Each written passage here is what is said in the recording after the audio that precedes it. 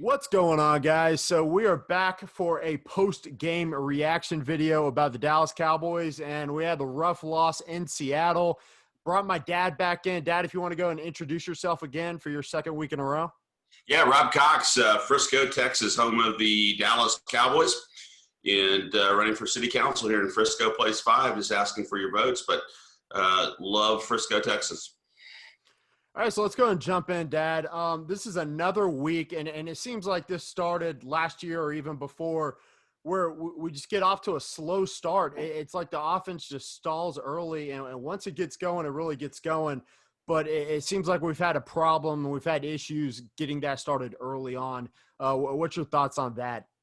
Yeah, I thought we did a great job actually going down and kicking a field goal on the first drive, and things looked good. And then it was like we were in quicksand for about half a quarter or three-fourths of a quarter. And Seattle came back down and scored. And then you have a couple missteps, another couple special teams issues we had.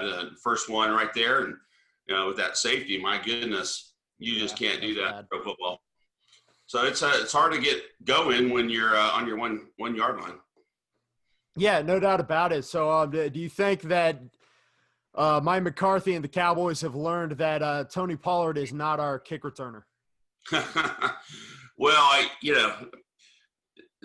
don't think we found a kick returner, so certainly Pollard is not the one so far. He's got to at least catch the ball.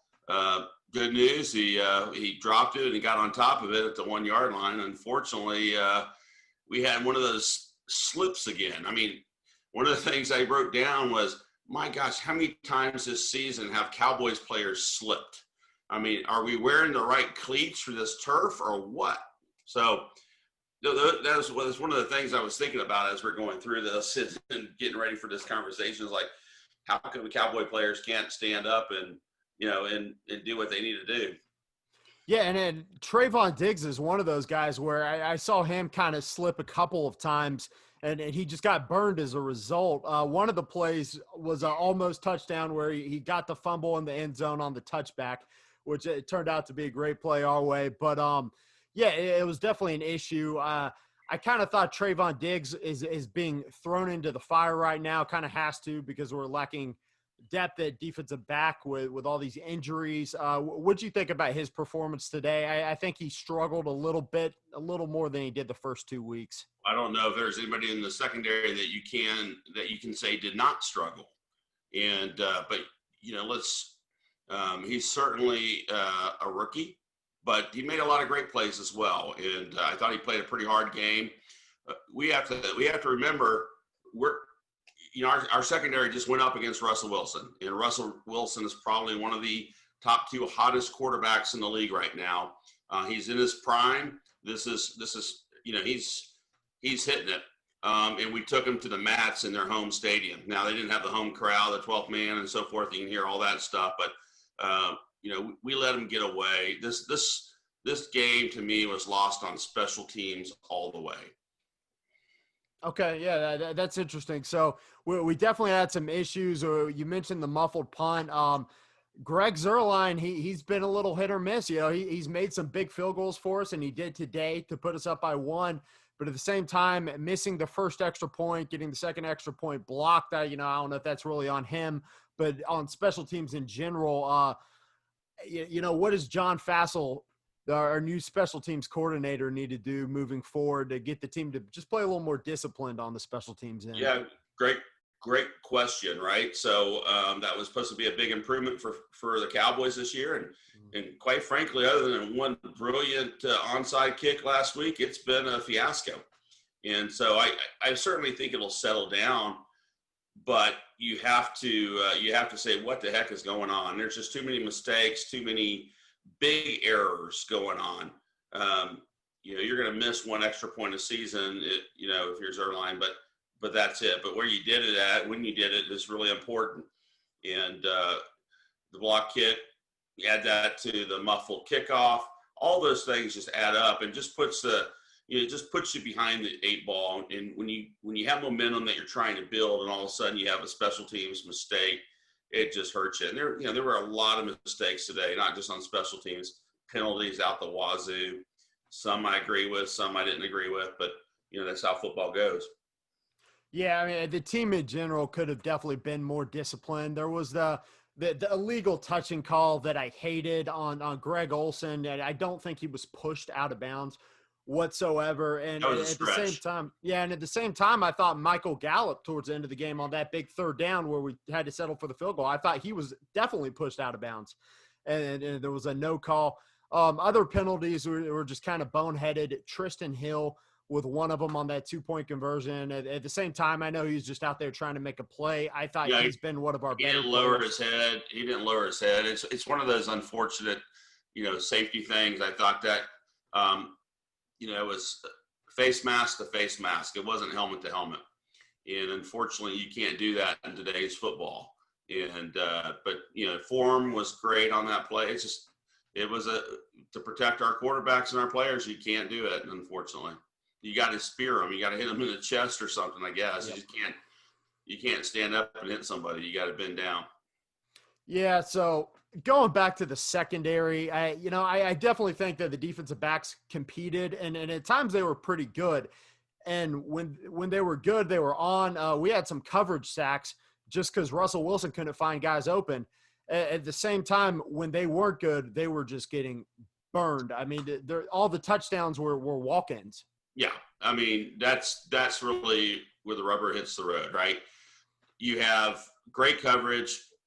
You keep it for 4 to 5 seconds, and then Russell Wilson is scrambling around and takes 7 seconds and hits somebody. You can't put that on the secondary at that point, right? They put a lot of pressure on Wilson today. The defensive line, I thought, played a little bit better inside from a pass rush perspective. Got a little bit better interior rush. But let's ask the big elephant in the room. How come Lawrence was not out on the field very much? And on third down situations, he wasn't out on the field hardly at all. I didn't know if he was hurt or what the issue is, but he did not play when we needed him to play in some situations today. Yeah, I mean, he's definitely the one that's going to be questioned the most this week on defense as far as being held accountable. We definitely got some pressure. A lot of it was Aldon Smith, and that tells me a lot when your best player on defense hadn't played football in 5 years, but your most expensive player on defense isn't getting the job done. But there's going to be a lot of questions in Big D about DeMarcus Lawrence. As far as he looks heavier to me. Lawrence looks heavier and slower. I don't know if he put on bulk or what. It's hard to know, but he, the few times I was watching him specifically, of course, he was being double teamed, which is probably why Smith is getting the pressure. But some of this goes back with a quarterback like Russell Wilson. You have to get interior push. You can't just rely upon your defensive ends to bull rush out around the corner and so forth. A lot of downs, they did a good job, but they just couldn't get off the field when they needed to. Overall, poor on defense. Offense, I'd give them a C+ maybe.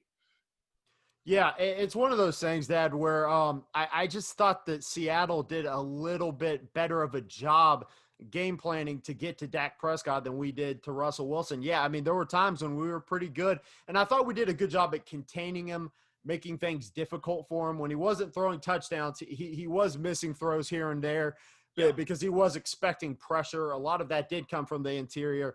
Tristan Hill was great. Antoine Woods made some plays, reminded me of some of his games from a couple of years ago where it was just a disruptor in the interior, which is great. But outside of that, I thought Pete Carroll made it a point to just send pressure, not just 4 people, but sometimes 6 or 7, send Jamal Adams in when he was in the game, when he was healthy.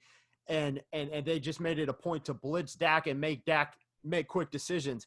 At times Dak picked them apart, but there was the fumble and there was the interception before halftime that were killers. So, it makes me wonder if we would have blitzed even more and gotten more pressure to Russell Wilson, would we have potentially maybe given up one more big play, but would we have made a play or two, maybe forced a turnover? Yeah, it's a good question. I mean, Russell Wilson is just picking people apart. When you blitz him, he picks you apart because he picks the open. He knows where the blitz is coming from. He's just in his zone right now. Um, what I'll say though is the Cowboys certainly got outplayed at the quarterback position. Um, and might even say they got outplayed at the running back position. I thought Carson ran hard before he got hurt. Zeke had 2 or 3 runs over 6 yards, but that was it. I just did not like the way they used him today. I did not like the way they were trying to get the ball on the edge through passing, and they weren't hitting him where he could turn upfield. Yep. Already moving upfield, and so there's some interesting use of Elliott today. But I thought Carson won that matchup. Wilson won his matchup, and I would say that Jamal Adams, even when hurt, outplayed the Cowboys safeties. Yeah, so with Zeke, I kind of thought this was one of those weeks where we were going to struggle to run the ball because Seattle is very good at stopping the run. They're not great at getting after the quarterback. So I knew there would be blitzes coming, and so I'm assuming Mike McCarthy knew that too. Yeah. I kind of expected us to be a little more prepared for the blitzes. I agree. Those passes to Zeke on the flats, they weren't working. He was struggling catching the ball at times. Some of the passes just weren't there, and we kept going back and back to it. So I didn't love that much. I do think at some point you just got to take what the defense gives you. If they are committed to stopping the run, we were able to move the ball very well when we could protect Dak and give him time in the pocket. Yeah. It's obvious that we're missing 3 people now on the offensive line. I believe Joe Looney was out that whole game, so we got to see a little bit of Tyler Biadasz. But we do have 2 starters who are still there, one being Zach Martin and the other being Connor Williams. And in my opinion, Connor Williams at times was the worst player on the offensive line. He doesn't look like a left guard at all to me. I know he played right tackle at Texas, I believe, and it makes me wonder. We brought in Ron Leary. I talked about it last week after the game with you. It ended up not signing him, and again, left guard starting is Connor Williams. Yeah, I thought he had some good some highlights and some lowlights, like every player did, with the exception of maybe Schultz. Schultz missed one pass, but Cowboys played on the road against probably top 5 team in the NFL right now. The Cowboys could have been a top 5 team in the NFL. They could have won this game. But we see the parity that you have and how hard it is to win in the NFL, and they're going to have to get after it. But I do think there are some things to build upon, and I certainly think I'm excited by the fact that this team does not go into the quicksand and sink. And we saw that after they got down after the safety. They come back and score. Tied up 9-9, supposed to go ahead 10-9, and then miss the the extra point. But I saw when they're down 15 too, and they come back in the fourth quarter and they score. Certainly there's some. I still question some play calling. Why you don't run. Why you hand the ball off, you don't run Dak quarterback sneak when you need 3 inches or 6 inches. Yep. And, you're getting too – sometimes it's just silly. The Cowboys just do silly things in terms of their play calling, especially in short yardage situations. They get too cute. And, sometimes you just got to load it up, get to the line, go quick. Don't let the team set and then go. Yep. And the Cowboys get in their own way sometimes, but – I still see this team, especially on defense, as being fairly young. Their veterans like Lawrence are really not performing at a high level, but they're able to keep us in games, not let them get too far out of hands when we do stupid things like throw interceptions with less than 2 minutes to go. So it'll be interesting. I still feel confident that the Cowboys are going to be a team that improves every week. And we'll have a chance, especially in the East, as weak as we see the East is at this point, to get in the playoffs and potentially go deeper. So I do think that they're going to be a team that learns every week and gets better and better and could get on a long roll, I think, just depending on how the schedule is. It's been, playing the Rams and playing Seattle on the road, 2 of the top teams in the NFC is a challenge. So they got to win those challenges as they move forward and get better. Yeah, so that's one of the things I've talked about some this week is that it's another tough week, but it does get a little easier from here. We do have Cleveland next week. I believe the Giants and the Cardinals after that, and we do have a little light at the end of the tunnel. Maybe get some guys back from injury. We've really impressed me the first few weeks as far as stopping the run goes. That was one thing I thought we might struggle with Chris Carson and with containing Russell Wilson running the ball. Russ had his moments for sure. You're not going to stop him, but I did think we contained him somewhat as far as a rushing threat. But just moving forward, I don't see that defense as a legitimate contender without a safety. Darian Thompson was just constantly getting burned. He's not a starting safety. I've seen the writing on the wall with Jerry Jones, just that, we like what we have. Clearly I don't think we're going to make a move for Earl Thomas at this point. I would like to think maybe I think we're Earl looking Thomas to. is done.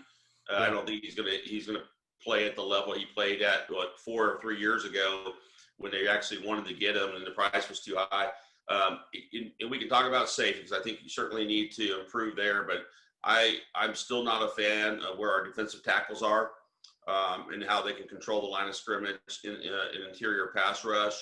At times better today, but Seattle did a great job of keeping their pocket, not letting it collapse, and Russell Wilson stepping up and taking off or taking a dump pass to get out of trouble. We still have some things to do there. Now, granted, Van Der Esch's not playing. You're playing a second string linebacker. You're playing a 3 second string lineman on the offense. So there's some things going on, and probably a third string safety at this point. Yeah, I mean, the bad thing is, Darian Thompson is our starting safety, but he really comes across as special teams fodder to me. Yeah, so again, I go back say that to with all endearment of pro athletes who have spent their entire life absolutely. trying to get to the show. But understand what you're saying. Yeah, you know what? Yeah. So I was saying earlier when I was doing a video with Jay Tuck, and I was like, I'm sure Darian Thompson's a great guy. I'm sure he works very hard. He's limited. He's probably helps us on special teams, but he's not a starting safety in the NFL, in my opinion. And coverage, it really shows. Yeah, I thought in run support he was okay. But I mean, he was really getting burned. Just the big plays were given up. It's a killer. Yeah, moving forward. And again, I want to go back to, I thought Seattle did a better job of just sending more pressure. I mean, if you're not getting pressure with that front four, send some more blitzes. Yeah, I think you got to get pressure. We can't do it with this, our front four. Or if we do, then it's because we're getting outside rush, not inside rush. And we can't send linebackers at this point because our linebackers are, Joe Thomas is just not fast enough. Smith is decently fast, but it's just a challenge. But there is some light at the end of the tunnel in terms of this team getting better. The defense. Let's not think Cleveland is going to be a walkover. I think they're 1-2 now, or 2-1, so they have a better record than we have. But yep, they're competitive. They got some speed at the wide receiver, and it should be a fun game next week. Hoping to get to the stadium. Yeah, no doubt. So Cleveland's really good at running the ball, and so far we've been pretty solid at stopping the run. But they do have weapons. Baker Mayfield does have some good tight ends, and Austin Hooper, David Njoku, Odell Beckham, Juice, Jarvis Landry, Kareem Hunt in the passing game as well. They're running back. They're going to give us some fits, and Myles Garrett rushing the passer with if Tyron Smith isn't back, it could be scary at times. At the same time, we see when we can protect Dak, if we can just pull it all together and get the offensive line healthy, then the receivers will go out there and make some plays. I mean, Michael Gallup at times was awesome. CD Lamb looks like a 5-year veteran, in my opinion. What was your thoughts on the receiver core? I thought that was definitely a highlight in my opinion. I got to tell you, Cedric Wilson got some touches today. He looked phenomenal after the catch. He was tough to bring down. He made a couple of great plays. CeeDee Lamb continues to be impressive in a lot of ways. They were able to play other players other than just Cooper and Gallup and CeeDee Lamb. And so I think that helps you late in games. I think it's one of the reasons why they stayed in this game. Who was number 85? I can't remember the other. Noah Brown. Yeah, so he made a couple. I think two catches he had today. Made a couple good moves, but Cedric Wilson had one move there where he got a first down that I thought he was going to be stopped, and then CeeDee Lamb. Anytime you can get him in space, so some of those passes they're throwing out to Elliott, I would love for them to catch CeeDee Lamb in the flats where he can be moving when he gets the ball. I'm not a big fan of some of the screens that wide receiver screens we do. We just don't seem to time those perfectly, but this wide receiving core is top notch, and they're doing a good job. But there are times which I wish we would go four wide or five wide, and with our wide receivers, and we can do that, and that might open it up some more for Elliott as we do those things. Yeah, and it's something I've noticed from last year is Kellen Moore is kind of struggled with his play calling when we see pressure. They're sending the blitzes, and we did try the screens. I thought they were kind of poorly executed. Part of that is because of missing guys on the offensive line. Part of it, I just didn't like the play calling. Right. Going forward, what do you think we can do better just to protect Dak next week against Myles Garrett and the Cleveland Browns, and just to be able to move the ball when they do decide to stuff the box and send 7-8? Because, I mean, everybody's going to try it against us until we definitely prove that we can beat it. Because if they can shut down Zeke, it makes things easier for them for sure. Well, one thing to shut down Zeke, you need Seattle's defensive line. Yeah. Okay, so the Browns don't have that defensive line. Nothing taking away from Myles Garrett, phenomenal player, but in the interior and the core they're not as strong. So the Cowboys will be able to run better against the Browns. They'll try to make a point of it after, they'll hear all week about how we only got 15 touches for Zeke. I'm fine with that, actually, if that's what we're getting, being given. But we got to hit the shots when we get them. But I think the Browns do not have the same defensive line. Yeah, I think that's probably fair to say. As far as stopping the run goes, we were talking about Seattle has Jaron Reed, Poona Ford, and they're just kind of built to stop the run. One of probably the best box safety in the game, and Jamal Adams when he was in the game. And, people got to talk about Bobby Wagner too, who's a great linebacker. So, yeah, I definitely think that's going to make a difference when we play Cleveland. Definitely be able to run the ball better. Do you have any predictions going into next week? Yeah, first of all, I'm hoping to be at that game. We're working on that right now. So Cowboy Nation, any help you can get, come on to Frisco and get those tickets to me. But I think the Cowboys will respond. I expect the Cowboys to get on a roll at some point in the season and get a 4 to 6 game winning streak going. I really do. Based on what I've seen so far, I think we can do that. And, I think it could start next week. And I think it should start next week. So looking forward to that game, getting back to 500. And let's see if this team grows, because the teams that grow through early season adversity can win Super Bowls and gel and start becoming dominant. And that's what we need to occur. Yeah, no doubt. So one more thing I wanted to mention from last week, I had 3 keys to success this week. I just want to revisit them real quick. My first one was you got to contain Russell Wilson and through the air. And I said that we had to hold him to under 3 passing touchdowns. Didn't come close, did we? No, the second thing, that's a given. Yeah. So the second thing, I said we had to establish the run. We had to get Zeke going, and I knew that was going to be difficult. Couldn't do it. Well, not only could you not do it, but you start out with 6 or 7 passes in a row. Yeah. So It's And not play spread. calling. Yeah. Yeah. Also comes back to, when we're in single back, we line up all the tight ends, we run the ball, they see it coming, they stuff the box so they know it's a run. Line up in shotgun, they know it's a pass or some fancy reverse. I'd like to see some more inside zone runs. My third key to success was Dak Prescott protecting him and not turning the ball over. And I obviously did a better job than last week, but I didn't think we did a great job of that again.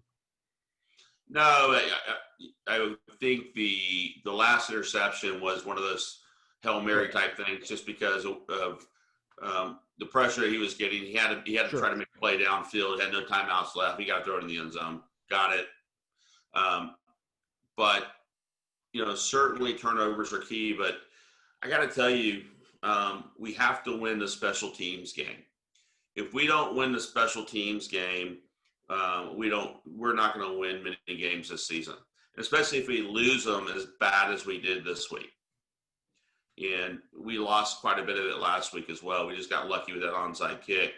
But we have to win the special teams game. So if we don't do that, none of those other keys matter for you at this point. Yeah, it's interesting. I think John Bones Fassel is kind of known to be this kind of special teams genius. He's super creative, and I think a lot of the problem in Los Angeles, where moving forward without him, was that sometimes they thought he was a little too aggressive and maybe trying to do a little too much, and it does seem like the basics have kind of slacked on special teams. It's interesting. As far as Greg Zuerlein goes, he's been solid on the field goals, like I said. The extra points are something else. One thing going into this season, I was kind of hoping we would bring Kai Forbath back, who didn't miss a kick last year, just to compete with Greg Zuerlein and not just say, oh, here, hand you the starter job. Moving forward, what do you think do we need to do on the special teams? Do we need to go back to basics and make sure we got all that covered? Make sure we're not giving up. And another thing was, I thought they kept punting the ball and pinning us deep over and over and over again. They won that field position battle because of special teams. Absolutely. So I don't know the answer on Zuerlein. I don't know what the problem is. And so, if I was to look at tape and understand, I really would understand the first kick. And because it looked to me like the first kick was rushed. Does that mean Zuerlein is slow on the trigger? And that's why he got blocked? Or do we have some issues causing pressure, having him, kind of force the first kick, and then the second kick?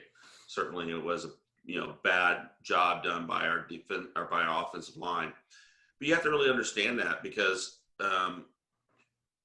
it takes probably 2 to 3 seasons for a special team coach to come in and get the players and the type of players that they want to really be highly effective on special teams, because you don't always get what you think you have in preseason, and we had no preseason this year to really vet that out. So right now I'm just going to give I'm a little skeptical on our special teams play, and I'm not saying I'm skeptical on our coaching, because it's really hard to tell what the issue is, but it's got to get fixed, and it's got to get fixed now if we want to have a chance to have a successful season. Yeah, no doubt. And again, you mentioned the NFC East being weak, and it's definitely off to a weak start.